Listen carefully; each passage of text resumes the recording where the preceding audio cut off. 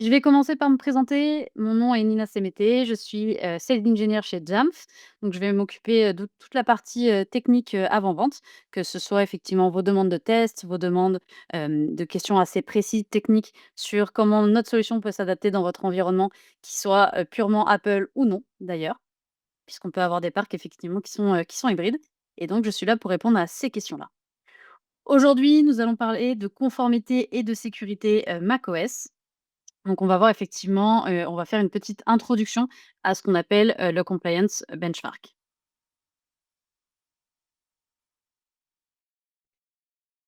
Petit agenda pour, ces webinaires. Nous allons parler du coup, du nouveau paysage de la conformité. Nous allons également parler de la sécurité par conception à la conformité déclarative par défaut. Ce sont des grands mots, mais vous allez voir pour des sujets qui sont plutôt simples. On va parler de comment mapper les politiques, de macOS et on va également parler de conformité déclarative à l'échelle d'un parc. Vous l'avez peut-être vu ces dernières années, l'adoption du Mac en entreprise s'accélère assez vite, et donc du coup, il faut que ces modèles de sécurité puissent suivre et donc c'est ce que nous allons exactement voir aujourd'hui. C'est comment l'architecture Apple avec notamment MSCP et la gestion, pardon, déclarative des appareils, délivrée du coup via Jamf, fait qu'on peut créer une conformité qui soit continue et véritable pour, vos appareils macOS. Donc entrons dans le vif du sujet, donc on parle d'un modèle de conformité qui, il y a 5 ans, n'est plus le même qu'aujourd'hui. On a vu, beaucoup d'évolutions. Apple a mis vraiment l'accent sur plein de briques concernant, l'entreprise et donc on peut voir qu'effectivement macOS évolue vraiment de chaque année, d'année en année. Notamment, il y a eu une grosse nouveauté il y a quelques années qui était, la mise à jour des sécurités rapides d'Apple. Donc on voit vraiment que la sécurité devient de plus en plus, importante et au cœur des produits, Apple. Donc je le disais en introduction, effectivement, la conformité Mac a radicalement changé. Donc on a, de par effectivement, l'adoption des produits Apple, qui est de plus en plus demandée. Donc on a de plus en plus de personnes qui sortent notamment des écoles, qui ont eu l'habitude, potentiellement pendant leurs études, d'utiliser, des produits Apple pour prendre leurs notes, par exemple. Et qui, quand ils arrivent en entreprise, ont, cette volonté de rester. C'est un peu un moyen de d'attirer les talents et de les garder. On a effectivement donc ces personnes-là qui ont, la volonté d'aller sur du Mac. Donc on a de plus en plus d'entreprises qui offrent, soit des programmes de choix, soit totalement, une liberté, à leurs utilisateurs de travailler avec la machine qu'ils le souhaitent. Mais pour ça, il faut quand même faire en sorte que votre Mac soit effectivement conforme et comme je le disais, la conformité Mac, bah, elle change. Il y a des pressions réglementaires qui sont de plus en plus, élevées. On parle du NIST, par exemple, ou, des exigences qui pourraient être propres à vos, secteurs d'activité. On a, comme je le disais, une volonté vraiment de certaines, personnes d'utiliser du Mac, en entreprise et du coup, pour ça, il faut effectivement que votre environnement, qui est peut-être lui réglementé, s'adapte à Apple, mais généralement, c'est plus effectivement le Mac qui va s'adapter à votre environnement, réglementé. On a de plus en plus d'audits qui se font, puisqu'on peut passer des certifications de type, ISO 27001 et donc ces audits-là exigent des preuves de ce que vous mettez en place et pas seulement de dire: «Oui, oui, on va sécuriser notre parc informatique». Généralement, ils vous demandent effectivement, un audit, c'est fait pour ça, de montrer un petit peu ce qu'on appelle patte blanche, de montrer des preuves que vous êtes conforme à telle ou telle règle de conformité et pour ça, c'est là où Jamf va venir, vous aider. Et donc justement, si vous pouvez pas mettre en place d'automatisation, bah, mettre ce genre de règles en place, ça peut être très compliqué ou en tout cas, très chronophage. C'est pour ça que Jamf est là, notamment pour vous aider à un petit peu automatiser, tout ça. Et pourquoi on disait effectivement, que macOS était un petit peu différent, par rapport, à d'autres OS si vous avez effectivement, des plusieurs plateformes dans votre écosystème? Eh bien, Apple, pourquoi Apple est différent effectivement? On a des produits qui sont de base ce qu'on appelle secure by design. Donc on a déjà des protections qui sont intégrées dans les produits Apple. Donc on va avoir par exemple ce qu'on appelle, SIP et la protection, de l'intégrité du système. On va avoir la Secure Enclave qui permet de façon, hardware mais aussi, software de garder, certaines choses comme tout ce qui va être empreinte digitale, par exemple Touch ID, sécurisées dans ce qu'on appelle une enclave. On va avoir également Gatekeeper et Xprotect et j'en ai parlé également en introduction, les mises à jour de sécurité rapides qu'Apple a sorties il y a quelques années maintenant lui permet de garder un parc constamment, protégé et à jour. Qu'est-ce que ce qu'exige la conformité, donc comme on le disait tout à l'heure quand je vous parlais d'audit et cetera, il faut, bah, garder un certain contrôle, des applications qui sont installées sur des appareils, même si c'est des appareils qui peuvent utiliser en, personnel et professionnel à la fois. Il faut, bah, pouvoir protéger ces appareils-là, détecter si des dérives sont faites par vos utilisateurs et il faut pouvoir effectivement, comme je le disais, produire des preuves si effectivement il y a un audit qui se prépare ou si, il y a une faille de sécurité qui s'est produite. Il faut savoir, et expliquer d'où est venue effectivement cette faiblesse. Et donc c'est un petit peu, l'écart qu'on constate, de se dire que effectivement il y a une conception du produit en lui-même, de votre infrastructure, mais il faut qu'effectivement que ce soit d'un autre côté documenté. Il y a ce qu'il y a par défaut, c'est-à-dire ce que propose effectivement, Apple, mais il y a ce que vous avez envie en tant qu'entreprise de superviser et de pouvoir effectivement sécuriser. Et quand c'est sécurisé, il faut aussi pouvoir l'auditer. Donc c'est un peu là effectivement que, Jamf va venir intervenir pour, votre parc macOS. Et on n'est pas effectivement les seuls à regarder, cette sécurité-là, puisque, Apple est aussi, de plus en plus, comme je le disais, présent dans le monde de l'entreprise et donc aussi eux aussi sont alertes sur le fait que, de plus en plus de sociétés souhaitent sécuriser, leur macOS et donc il y a un projet qui s'appelle le projet de conformité de sécurité macOS ou vous me verrez peut-être l'appeler de temps en temps le MSCP et du coup, c'est un projet qui est totalement, open source et qui permet justement de traduire les exigences réglementaires en contrôle spécifique à macOS, directement, dans votre parc. Donc techniquement, qu'est-ce que fait ce projet-là? Donc ça va traduire des règles, puisqu'on le sait, hein, les règles, les lois qui sont faites sont pas toujours, digestes à comprendre, sont pas toujours, simples à, mettre en place et donc ce projet-là, lui, ce qu'il va faire, c'est qu'il justement, il va transformer ce langage, réglementaire en configuration technique pour que vous puissiez effectivement le mettre en place, sur votre parc. Vous avez peut-être entendu parler, du CIS Benchmark. Donc le CIS, c'est le centre pour internet pour la sécurité d'internet qui est, aux US. C'est un enfin, mmh, quelque chose d'indépendant pareil, aux États-Unis et qui du coup chaque année fait une revue des recommandations qu'il faudrait mettre en place, que ce soit sur du Windows, du Linux ou d'autres OS, directement, en règle et donc là, c'est exactement un peu, dans, le même esprit, mais c'est purement adapté macOS. On va venir effectivement, analyser qu'est-ce que la loi nous impose en termes de sécurité pour l'appliquer à macOS. Pour vous montrer, voici à quoi, ressemble ce projet-là, que vous pouvez, dès aujourd'hui aller regarder, sur, internet et vous pourrez voir effectivement toutes les règles qui sont, applicables et appliquées, du coup sur la partie macOS.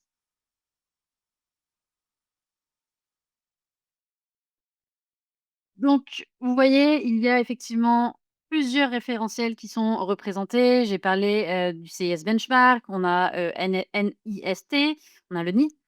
On en a plein d'autres et à chaque fois, ce sont des acronymes. C'est pas forcément simple à comprendre, c'est pas forcément digeste. Comme je le disais, il faut aller effectivement analyser chaque, réglementation qui est différente avec un acronyme différent et donc ce projet-là, justement, MSCP, fait lui la correspondance entre chacun de ces référentiels, de tous les noms que j'ai pu citer, que vous pouvez voir à l'écran et il va prendre justement les règles et les profils de configuration qui vont, les contrôles de configuration plutôt, qui concernent macOS et du coup, il va venir faire un seul référentiel pour c'est un socle qui est du coup un petit peu plus structuré pour la partie macOS et donc vous, ça vous permettra effectivement plutôt que d'aller fouiller dans chaque référentiel qui sont, affichés à mon écran, ça vous permet d'avoir quelque chose qui est plutôt uniformisé. Vous avez un seul endroit, hem, une seule chose à regarder pour être, conforme à tout le réglementaire qu'il peut y avoir, de part et d'autre. Et donc ça nous emmène effectivement sur, à la fois de la sécurité native comme j'ai pu un petit peu, parler, jusqu'à, le fait que vous puissiez démontrer que vous êtes, conforme. Donc on a effectivement à gauche donc la sécurité qui va être au centre. Donc comme je le disais, ça va être effectivement tout ce qui va être natif à macOS, que ce soit par le fait, que ce soit hardware ou software. donc avec notamment, par exemple, les puces, Apple Silicon, la Secure Enclave, j'en ai parlé, le volume, système signé, SIP, les mises à jour de sécurité rapides. Au milieu, vous allez avoir tout ce qui va être le déclaratif comme standard. Je ne sais pas, si vous avez suivi un petit peu, les évolutions, dont, Apple a annoncé. Mais vous aviez historiquement, une gestion qui se faisait par MDM et par du coup Framework. Donc c'était effectivement des commandes de gestion, j'y reviendrai un petit peu plus tard, qui étaient, envoyées et du coup depuis, quelques mois, Apple fait un changement et est en train d'un peu de faire évoluer, ce framework-là, ce MDM-là et on va passer sur petit à petit ce qu'on appelle de la gestion déclarative des appareils, DDM. Vous inquiétez pas, j'y reviendrai pour expliquer un petit peu, juste après, ce que le DDM va vous apporter. Donc l'appareil va appliquer lui-même les règles grâce au DDM. Il va y avoir une remontée en temps réel de, ce qui se passe sur votre macOS et donc le gros avantage, c'est que vous pourrez maintenir les règles même quand le Mac ne sera pas connecté à internet. Vous pourrez quand même maintenir ce niveau de sécurité que vous aurez, mis en place et ensuite on en parlera, comment effectivement faire la correspondance des contrôles MSCP dont on a parlé juste avant.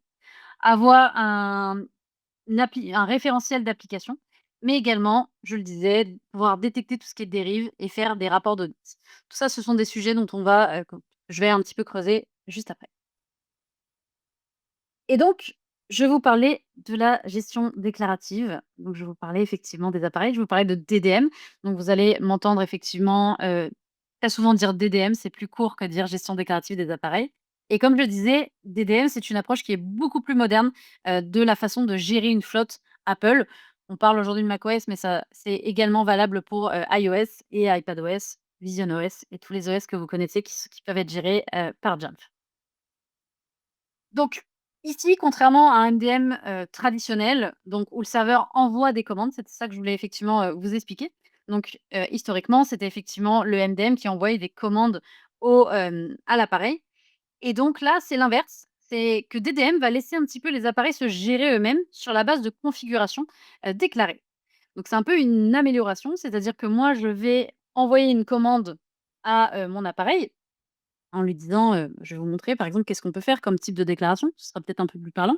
Il y a 4 types de déclarations: configuration, ressources, activation, gestion, dont je vais parler juste après. Et donc l'idée, c'est que de dire: «Je vais envoyer une de ces 4 déclarations» et mon appareil va le noter. C'est-à-dire que, par exemple, si je lui envoie, une configuration, par exemple, le premier comparable au profil de configuration existant, vous connaissez déjà, donc par exemple une restriction. Je vais envoyer à mon appareil sur un MDM, traditionnel, je vais vous montrer un petit comparatif juste après. Sur mon MDM traditionnel, qu'est-ce qui va se passer si je lui demande d'avoir une restriction, par exemple de bloquer la caméra? Et ben, mon serveur va, pinguer effectivement mon appareil. Mon appareil va lui dire: «Oui, oui, je suis là, je t'écoute. Qu'est-ce que je dois faire?» Le MDM va lui dire: «Bah, moi j'ai une restriction pour toi, bloque la caméra». Et ensuite, il envoie la commande. On n'a pas forcément de retour de savoir ce qui s'est passé, comment ça s'est passé et cetera. On a juste il a pris en compte la demande et c'est un protocole qui est très bavard puisqu'à chaque fois, le serveur envoie une information à l'appareil. L'appareil lui répond en lui disant: «Oui, je suis dans cet état. Non, je suis pas dans cet état» et et cetera. Ça se renvoie la balle à chaque fois. Avec des DM, c'est un petit peu différent. Le serveur va envoyer l'information à mon appareil en disant: «Eh, tu dois bloquer, par exemple, la caméra» et si l'appareil ne peut pas le faire ou tant qu'il ne l'a pas fait, il ne va pas forcément communiquer avec le serveur en retour. Il va garder l'information en disant: «Je sais que je dois bloquer la caméra» et donc une fois qu'il a bloqué la caméra, qu'il l'a fait, là, il renvoie son information, son statut d'état au serveur et donc du coup, ça fait qu'on n'a que 2 communications, une allant du serveur à l'appareil et de l'appareil allant vers le serveur au lieu d'en avoir plusieurs, tant que le serveur a pas l'info qui l'intéresse, et bah, effectivement, il va faire plusieurs requêtes et donc ça va être valable, comme je le disais, pour 4 types de déclarations. Donc la configuration dont je viens de parler, donc c'est un peu ce que vous connaissez pour des personnes qui utilisent déjà MDM ou qui utilisent déjà Jamf Pro. Peut-être se dire: «Je fais des configurations comme, des réglages, des restrictions, pousser un profil, Wi-Fi», enfin, c'est tout ce que vous faites actuellement avec les profils de configuration. On va également avoir ce qu'on appelle des ressources. Donc là, c'est des données de référence qui sont nécessaires aux configurations pour les volumes de données importants ou les données par utilisateur. On va également avoir des déclarations d'activation. Donc là, ça va être un ensemble de configurations appliquées sur les appareils de type iPad ou la version d'OS, par exemple. Et Enfin, on va avoir des, types de déclarations qui seront de la gestion. Donc là, ça va décrire l'état global de gestion de l'appareil, que ce soit l'identité de l'organisation ou bien les capacités, de serveur de gestion. Et donc si je reprends mon exemple tout à l'heure de, comment va se passer la communication avec DDM maintenant, et bien, je vous ai présenté les 4 types de déclarations, notamment, sur la partie effectivement activation. Et donc, par exemple, vous pourriez, aujourd'hui avec Blueprint, avec du coup cette partie effectivement, DDM, ce que vous pourriez faire, c'est de dire: «Ben, moi, je veux que mes appareils, dès qu'il y a une nouvelle mise à jour qui sort, maximum un mois après, ils installent la mise à jour». Et donc ça, vous allez le configurer une seule fois et ce qui va se passer, c'est que votre iPad, il va savoir qu'il va avoir l'info un peu en local dans son cerveau, dans sa mémoire. Il va avoir l'info de dès qu'il y a une mise à jour qui sort, j'ai 30 jours pour la faire. Et donc, il va pas y avoir de communication constante entre l'appareil et le serveur, où le serveur va lui dire dans quelle mise à jour t'es, dis-moi dans quelle mise à jour t'es, et là tu es en quelle mise à jour, et une semaine après encore, tu es dans quelle mise à jour, est-ce que tu as fait ta mise à jour? Mais ça va être plus proactif, c'est-à-dire que l'appareil, il va garder l'info comme quoi il doit se mettre à jour dans les 30 jours suivant la sortie d'une mise à jour, et de façon proactive, dès qu'il aura fait cette mise à jour, il va renvoyer l'information au serveur sans que le serveur le questionne de nouveau pour lui dire: «Eh, c'est bon, je me souviens que tu m'avais demandé de faire la mise à jour dans les 30 jours suivant une mise à jour. Il y a, iOS 27 ou macOS 27 qui est sorti, il y a 30 jours et donc là, on est à 21 jours et j'ai fait ma mise à jour. Je suis donc en, iOS 27». Pour résumer un petit peu la différence entre un MDM traditionnel, donc historiquement comment on faisait du MDM et un DDM, on a ce petit tableau qui est assez sympa.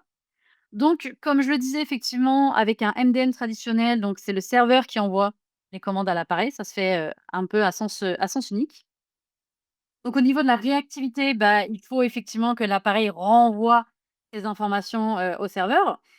Donc ça peut être très, très, très bavard. En comportement hors ligne, bah, comme je le disais, c'est assez limité puisqu'il faut attendre qu'il y ait une reconnexion de l'appareil et qu'il puisse communiquer avec le serveur. C'est vraiment le serveur qui va gérer toute la logique de ce qui se passe, sur l'appareil, et donc il y a, comme je le disais, une validation qui est réactive. À l'inverse, sur DDM, donc c'est l'appareil, lui, qui va appliquer des configurations qu'on lui aura déclarées en préalable. C'était l'image que je vous donnais en disant, il va garder en mémoire, il va garder dans son cerveau la petite configuration que je lui ai donnée, même si elle n'est pas applicable à l'instant T. Donc dès que, au niveau de la réactivité, dès que ce qu'on lui a demandé est applicable, et ben, il va automatiquement et immédiatement l'appliquer. Donc l'appareil va vraiment être plus réactif, il sera dans cette posture-là de réactivité. Et donc il va appliquer lui-même ses politiques, même s'il est hors ligne. Alors, quand je dis hors ligne, ça veut dire qu'il y a pas forcément de communication avec l'appareil. Si c'est une mise à jour, bien sûr, vous allez me dire qu'il va avoir besoin d'internet pour, télécharger cette mise à jour, mais il y a d'autres postures.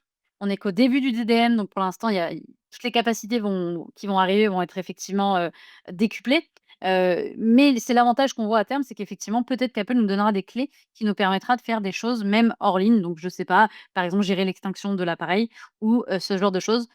L'appareil l'aura ancré dans sa mémoire, donc il n'aura pas forcément besoin d'internet pour appliquer, un process. Et donc, comme je disais, là, on est vraiment sur quelque chose qui est déclaratif en continu. Il n'y a pas forcément, de validation comme on l'avait effectivement sur le MDM traditionnel, où l'appareil devait être constamment connecté au serveur pour pouvoir avoir cette validation un petit peu réactive. Là, c'est vraiment votre serveur, c'est en limite en temps réel ce qui se passe sur votre appareil et est-ce que votre appareil est conforme à certaines règles qu'on lui aurait mis, en place. Pour résumer, quels sont, les avantages du coup clés de DDM, si on revient à notre sujet qui est effectivement la conformité, du Mac, eh bien, je le disais, l'appareil applique lui-même les règles de conformité. Il va corriger également son état. Donc si vous lui demandez d'être à jour et qu'il ne l'est pas, bah, il va savoir qu'il doit se mettre à jour, donc il va le faire lui-même. Vous n'avez pas besoin de repasser, tout le temps derrière. Vous allez avoir une application des règles qui va être effectivement constante et vous allez avoir un maintien de la conformité, même quand votre appareil ne sera pas, conforme. Vous allez me dire: «OK, c'est bien, mais qu'est-ce que ça m'apporte moi en tant qu'administrateur de mon parc?» Eh bien, côté administrateur, c'est un peu, de la liberté et de la liberté d'esprit et de la charge mentale en moins. C'est un mot qui est très à la mode, la charge mentale.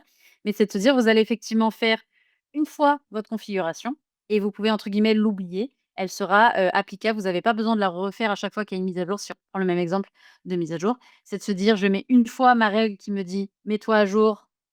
dans les 30 jours qui suivent une mise à jour, vous faites une fois et ce sera exactement la même règle qui va s'appliquer à chaque mise à jour. Donc pour vous, ça va vous permet de vous dégager du temps et de vous dégager, de l'énergie pour les d'utiliser pour d'autres projets notamment.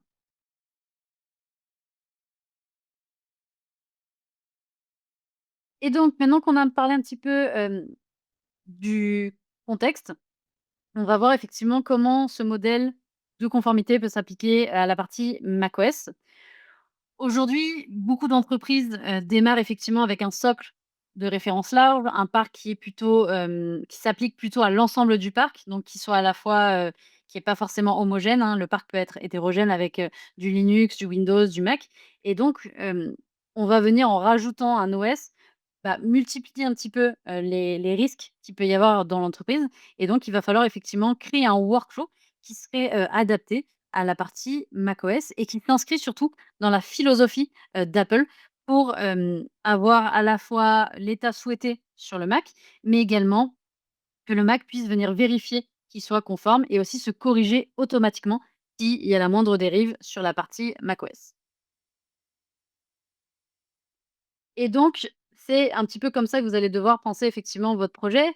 C'est dans un premier temps, bah, définir, on appelle ça l'intention réglementaire, mais définir effectivement, quelles sont les règles applicables à votre secteur d'activité, qu'elles soient réglementaires ou d'ailleurs, juste poussées par votre organisation. Par rapport à ça, vous allez pouvoir les mapper, les relier à un contrôle qui serait déjà existant sur le fameux projet dont on a parlé, MSCP. Ensuite, une fois que vous avez défini tout ça, eh bien, on va les mettre en œuvre. Il y a ce qu'on appelle les référentiels. On a parlé de gestion avec DDM, la gestion déclarative. Donc là, une fois que vous avez mis tout ça en place, vous y avez réfléchi, et ben, vous allez venir automatiser. Donc avec la gestion déclarative, vous allez venir effectivement automatiser tout ce process directement. Et bien sûr, on va venir surveiller la dérive. Donc s'il y a une, quoi que ce soit une faille, etc., qui sort du cadre que vous avez mis en place, ben, on va venir le surveiller pour bien sûr y remédier. Et enfin, je l'ai dit un petit peu plus tôt, pour pouvoir également produire l'épreuve, ça va vous permettre effectivement de, venir a posteriori, si vous avez eu une faille de sécurité ou quelque chose, de pouvoir venir non seulement y remédier, mais aussi pouvoir savoir ce qui s'est passé, dans quel cadre et pouvoir ensuite colmater si effectivement il y avait une brèche ou quelque chose qui n'avait pas été prévu pour pouvoir y remédier de façon plus pérenne.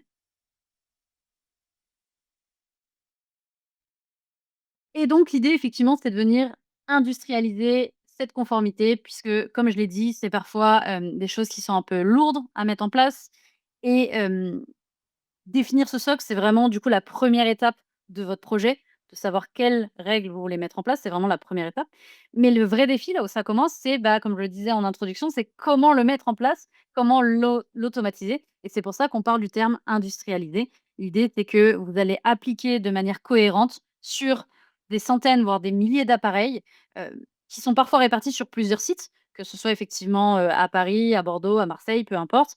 Donc vous n'avez pas forcément des techniciens qui sont présents dans chaque site. Il y a même des personnes qui peuvent être en full remote et donc de se dire effectivement qu'on va venir appliquer les mêmes règles à tout le monde ou en tout cas des règles qui sont adaptées à ce qu'ils font, au quotidien et on veut également qu'ils soient, à jour, de façon, permanente pour éviter, ces failles-là. Et donc, généralement, là où est-ce que échouent certaines sociétés sur effectivement la conformité, c'est pas parce que les recommandations sont trop floues. C'est pas parce qu'il y a trop de recommandations comme NIST pardon, le CIS, on en a parlé, MSCP, c'est pas parce qu'il y en a trop. Généralement, c'est le passage à l'échelle qui est un petit peu, compliqué. C'est comment le mettre en place, comment transformer toutes ces règles, MSCP par exemple, en état de conformité continu et véritable sur l'ensemble de mon parc, peu importe où il se trouve. Et donc là, c'est là que j'interviens et que je vous montre comment on peut faire ça, comment on peut l'appliquer avec, nos produits Jamf.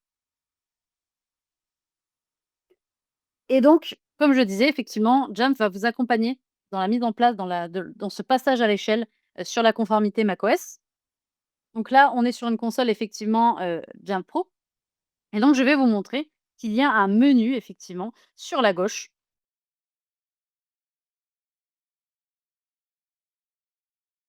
problème de lag démo, sur la gauche qui s'appelle Compliance, que vous voyez juste ici, là où il y a la souris et en allant dans ce menu, Je vais pouvoir afficher, mes référentiels dont on a, parlé. Il y en a plusieurs. Donc là, par exemple, il y a le CIS, level 1, enfin niveau 1 pardon, il y a le niveau 2, il y en a plein d'autres. On a parlé de NIST, par exemple, et donc je vais pouvoir effectivement, vous voyez ici, directement avoir mon menu, choisir quel est le référentiel qui m'intéresse. Je vous montre, je les cite pas tous, hein, vous les avez à l'écran, il y en a pas mal et il y en a de plus en et il y en aura de plus en plus, donc qui seront ajoutés effectivement au fur et à mesure. Et donc, en fonction de celui qui vous intéresse, vous allez pouvoir cliquer dessus, l'appliquer à vos appareils et surtout, vous pouvez soit monitorer uniquement, donc juste voir si vous êtes conforme ou non à ce modèle-là, ou vous allez pouvoir, c'est ce qu'on a en dessous, monitorer, mais aussi ce qu'on appelle enforce, donc forcer, les règles qui vont, s'appliquer à ce référentiel-là. Donc c'est vraiment effectivement, la puissance de, Jump Pro, c'est de pouvoir effectivement non seulement, enfin, choisir ou l'un ou l'autre, non seulement avoir les référentiels qui sont, intéressants, mais surtout pouvoir les appliquer. Ensuite, vous allez pouvoir scoper, donc choisir votre périmètre à qui vous appliquez. Soit vous le faites à l'ensemble de vos ordinateurs, soit parfois ça peut être le cas, vous avez, des règles différentes en fonction, du département où la personne travaille. Donc pour ça, on va utiliser les groupes et vous pouvez le voir ici, vous allez avoir toutes les règles du référentiel que vous aurez choisi. Vous pouvez en décocher si certaines ne correspondent pas à vos règles que vous voulez mettre en interne. Parce que parfois les référentiels sont un petit peu plus stricts que ce que vous voudriez faire, par exemple, ou vous voudriez être un peu plus souple. À chaque fois, vous avez le petit détail qui vous permet de savoir, cette compliance-là, qu'est-ce qu'elle fait? Vous allez également pouvoir chercher les règles qui concernent, par exemple, ici, le Bluetooth. Donc là, vous avez, complètement enlevé, par exemple, le Bluetooth, du menu ou, le désactiver. Donc c'est à vous de choisir si c'est conforme ou pas. Là, je vais donc, sur tous mes ordinateurs, faire du moniteur uniquement, donc juste récupérer des logs avec toutes les règles, j'en ai décoché aucune. Je vais faire enregistrer et déployer et vous voyez le fameux état de DDM dont je vous parlais tout à l'heure, on voit le in progress, on voit le deployed et je vais pouvoir avoir effectivement la vue de ce que, sont en train de faire mes Macs cette sécurité-là. Donc on peut voir que cette règle-là va impacter 67 Macs. Je peux voir mon score de compliance. Je vais pouvoir voir effectivement combien ont, fait les règles qui vont bien et donc dans ce compliance-là, j'ai 19, settings, 19, réglages qui concernent du coup 67 Macs et à chaque fois, vous avez les documents d'audit qui vous permettra de prouver tout à l'heure je vous parlais d'apporter la preuve, qui vous permettra de prouver que vous êtes effectivement, conforme. Donc ça peut réellement vous simplifier la vie dans le cadre où vous passez une certification. J'ai parlé notamment de d'ISO 27001, mais il y en a plusieurs. Donc c'est l'idée, c'est vraiment de vous simplifier la vie si vous passez des certifications pour pouvoir effectivement, comme je le disais plus tôt, montrer patte blanche et montrer que votre pack est conforme ou en tout cas, s'il n'est pas conforme, vous avez la possibilité, de le faire.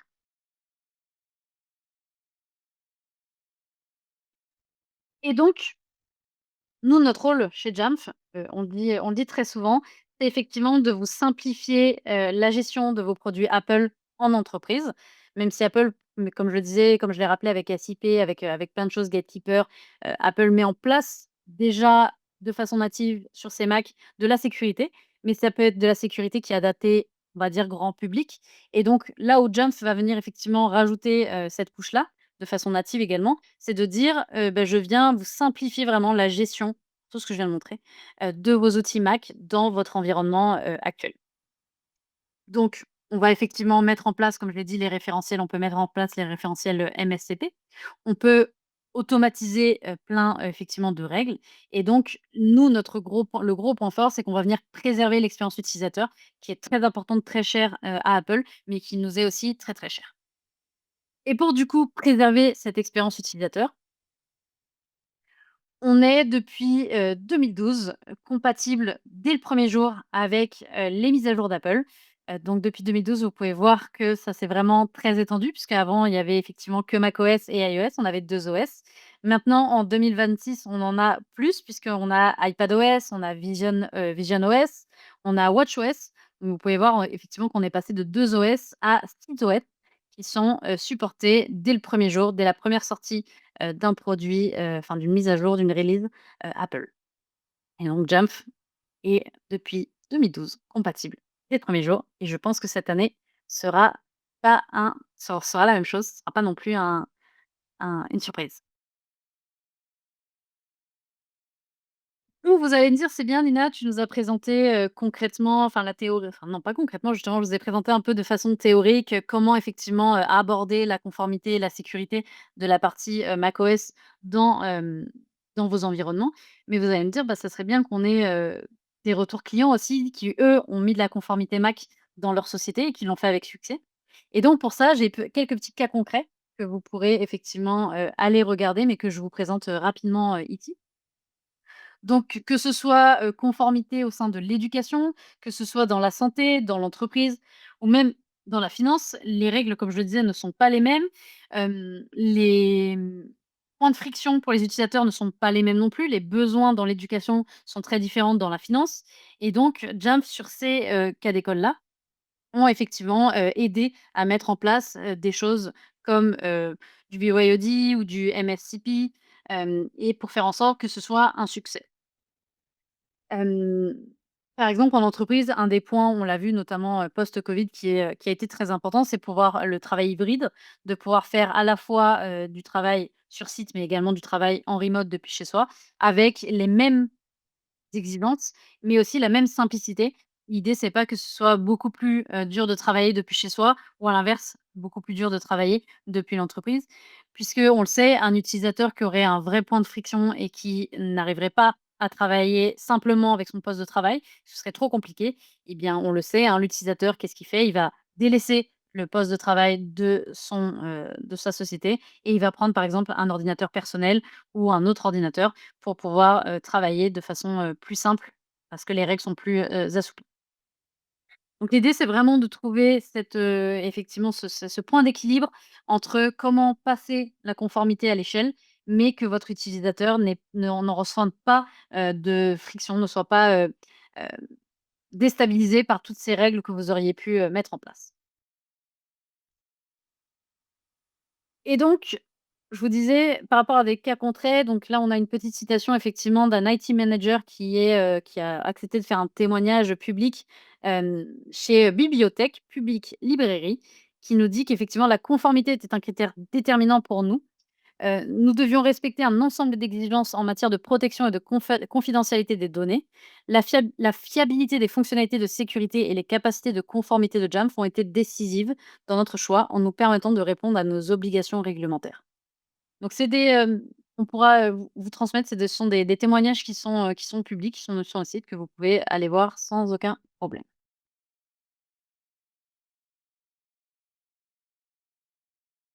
Donc je l'ai dit et je le répète, effectivement, Apple veut que les utilisateurs soient opérationnels en quelques minutes. C'est vraiment cette expérience-là, que qu'Apple souhaite, cet effet un peu waouh de: «Je déballe mon Mac et mon Mac est prêt en quelques minutes». Mais votre conformité est importante, la sécurité est importante et elle ne doit pas venir, par contre, freiner cette expérience-là. Du coup, pour ça, on a effectivement un enrôlement qui est automatisé avec Setup Manager et l'application du coup déclarative, donc le DDM, pour mettre en place en quelques secondes votre bureau. Donc, on va avoir effectivement cette petite fenêtre qui va apparaître. L'utilisateur n'est pas perdu. Il sait ce qui se passe sur son Mac. On peut y appliquer l'installation de l'application, par exemple, et on peut lui appliquer aussi des règles de sécurité ou des configurations qui peuvent vous simplifier la vie. Et donc, toute la politique, les profils de sécurité vont s'appliquer pendant cette configuration-là. On va s'installer en arrière-plan les applications, tout ce qui va servir à l'utilisateur pour qu'il soit, productif rapidement. Et donc vous, en tant qu'IT manager ou en tout cas, en tant qu'administrateur, eh bien vous saurez que votre poste est conforme dès l'arrivée de votre collaborateur, puisque vous aurez effectivement le retour et les logs côté Jamf.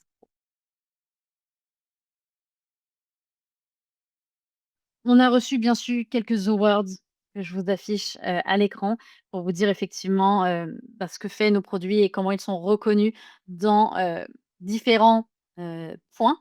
Que ce soit effectivement sur la partie, mise à jour des appareils Apple, mais on a également eu des récompenses sur la partie, Zero Trust Network Access, donc ce qu'on appelle le ZTNA, le VPN 2.0. Le patch management ou la sécurité, des mobiles ou des Mac. Donc on a eu effectivement, pas mal de reconnaissances. J'ai utilisé plein d'acronymes que j'ai pas expliqués comme le ZTNA, le patch management, enfin j'ai utilisé plein de termes.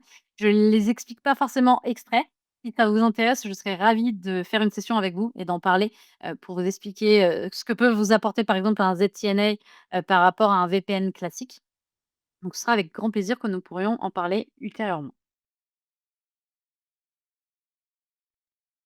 Si je devais faire un petit résumé, de cette session avant de passer effectivement à un temps de questions-réponses, vous l'avez bien vu, la conformité est très importante, on le sait, mais elle ne doit pas venir freiner, comme je disais, la productivité de vos utilisateurs, ne doit pas créer de points de friction avec vos utilisateurs et c'est pour ça qu'il faut que vous fassiez correspondre à la fois les exigences réglementaires de MSCP dont j'ai parlé, hem tout en utilisant effectivement la gestion déclarative et en surveillant les dérives qui pourraient arriver, mais plutôt en arrière-plan. C'est-à-dire que vous soyez assez confiant de ce que vous avez mis en place sur vos postes pour que vos utilisateurs, eux, ne se rendent même pas compte que leur appareil soit sécurisé.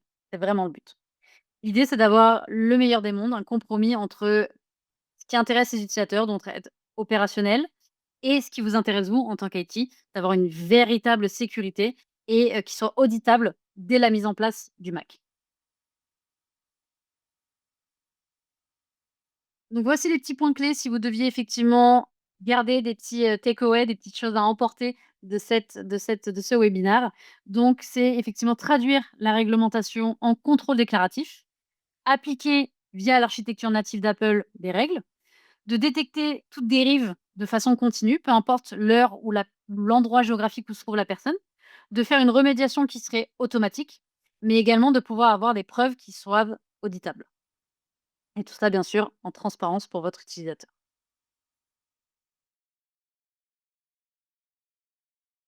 Avant de passer aux questions-réponses, je voulais vous laisser quelques ressources complémentaires, que ce soit des ressources, Jamf, des ressources Apple, mais aussi des ressources, MSCP pour que, ce webinaire, ce soit pas on n'a pas couvert tous les sujets, c'est normal, mais qu'en tout cas, ce soit un point de départ dans votre démarche de conformité Mac, que ce soit un 1er jet pour votre réflexion, de vous donner quelques pistes effectivement sur comment réfléchir cette conformité et donc pour ces petites ressources complémentaires, vous avez, qui est très bien fait, un site effectivement, Apple qui s'appelle, IT, training.apple.com. C'est un site qui est gratuit et qui va venir vous permettre effectivement de vous former sur la partie conformité, sécurité macOS. C'est très, très bien fait, je vous le recommande, fortement. Je vous laisse quelques petites minutes pour ceux qui voudraient, enfin quelques petites secondes, pour ceux qui voudraient noter, le site et vous inquiétez pas, tout ça est enregistré, vous sera envoyé. Donc si vous n'avez pas eu le temps de noter, vous le recevrez, vous inquiétez pas. Une petite ressource Jamf, donc la Jamf Nation. Donc pour rappel, Jamf Nation, c'est une grosse communauté qui, je perds mes mots, qui, regroupe plus de 100 000 membres. Donc c'est la plus grande communauté en ligne d'administrateurs Apple. Et donc, autour de cette communauté en ligne, vous allez pouvoir effectivement échanger, trouver, des personnes qui auraient eu la même problématique que vous, peut-être à l'autre bout du monde, qui s'est déjà posé les mêmes questions que vous et si vous savez pas effectivement par où commencer et bien, c'est des personnes effectivement, qui vont pouvoir venir vous aider, vous s'entraider et la grosse force une des grosses forces de Jamf, c'est effectivement cette entraide qu'il y a autour de l'écosystème, Apple. Comme je disais, une personne qui est, aux US ou au Japon aura peut-être effectivement eu le même problème que vous et donc va venir effectivement soit des posts seront déjà existants sur votre problématique, donc vous aurez juste à prendre les bonnes idées de ces posts-là, c'est une sorte de petit blog. Soit effectivement vous n'avez pas trouvé la réponse et vous pouvez très très bien poser la question. Des gens, basés un petit peu partout pourront vous répondre et Jamf aussi regarde parfois, les posts et vous pouvez avoir une réponse d'un employé Jamf qui soit aura rencontré le problème en tant qu'employé, soit aura rencontré problème en tant que client ou, ancien partenaire ou, voilà, sa vie, avant Jump. Et donc effectivement, cette communauté, eh bien, elle se, rejoint de façon aussi, physique chaque année et cette année, donc c'est avec ce qu'on appelle la GNUC, c'est le plus grand événement présentiel dédié aux admins Apple et cette année, pour 2026, la GNUC sera à Kansas City, dans le Missouri, du 23 au 25 septembre 2026. Donc si jamais vous souhaitez vous y inscrire et vous y rendre, vous avez la chance de pouvoir vous y rendre, je vous mets le petit, QR code juste là pour vous inscrire. Vous avez également une petite adresse mail qui est en bas de votre écran, pour poser vos questions sur effectivement la Gnox si vous avez besoin d'assistance pour vous, enregistrer. Donc n'hésitez pas, à vous inscrire si vous avez la chance de pouvoir y aller. Si jamais ce n'est pas le cas, ne vous inquiétez pas, on le disait, nos clients nous tiennent à cœur et donc généralement, il est toujours organisé en France, en région parisienne. Désolée pour ceux qui ne sont pas parisiens, mais généralement on choisit un point central pour que vous puissiez nous rejoindre ou alors on fait ça en Zoom. Effectivement, c'est trop compliqué. On a toujours une session de rattrapage en français sur qu'est-ce qui a été annoncé à la GNUC et donc vous nous aurez un récapitulatif des informations, ne vous inquiétez pas et si vous pouvez vous y rendre, c'est vraiment une super expérience. Eh bien, pour cette introduction à la conformité, c'est tout pour moi. Je vous remercie d'y avoir, assisté. C'était vraiment, très intéressant de pouvoir vous donner, certaines informations et donc pour rappel, le petit webinaire vous sera envoyé par email. Si jamais vous avez envie de tester, de nous découvrir, d'en apprendre un peu plus sur notamment des anacronymes que je n'ai pas expliqués, n'hésitez pas à scanner ce petit QR code pour nous contacter. Si vous avez, des questions, n'hésitez pas à nous écrire non plus à notre adresse france@jamf.com et donc je vais vous laisser là, je vais ouvrir le chat pour voir si j'ai des questions qui ont été posées dans ce webinaire.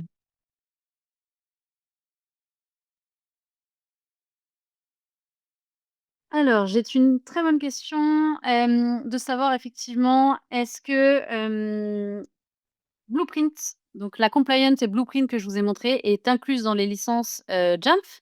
Oui, donc c'est effectivement inclus de façon, tacite, hein. Il n'y a pas de d'add-on, il n'y a pas de coût, financier à utiliser ces solutions-là. Merci pour votre question. Très bonne deuxième question, merci. Est-ce que c'est applicable sur des postes qui sont déjà actifs sur le parc ou est-ce que ça nécessite, un wipe, donc un effacement? Non, il n'y a pas besoin d'effacer les ordinateurs pour qu'ils soient, compatibles avec le compliance ou avec, Blueprint. Il faut, uniquement que ces postes soient à jour. Il y a un certain prérequis qu'il y a, pour effectivement ces postes-là. Sur des postes qui sont, trop anciens ou pas à jour, ils ne pourront pas bénéficier de ces nouveautés. Mais si votre parc est plutôt récent en termes d'OS, mais aussi, de matériel, hardware, ils seront compatibles sans effacement. Eh bien, super. Eh bien, merci à tous pour votre participation et vos questions, intéressantes. Si vous en avez d'autres, n'hésitez pas encore une fois à nous écrire à france@jump.com et je vous souhaite une très bonne journée. À bientôt.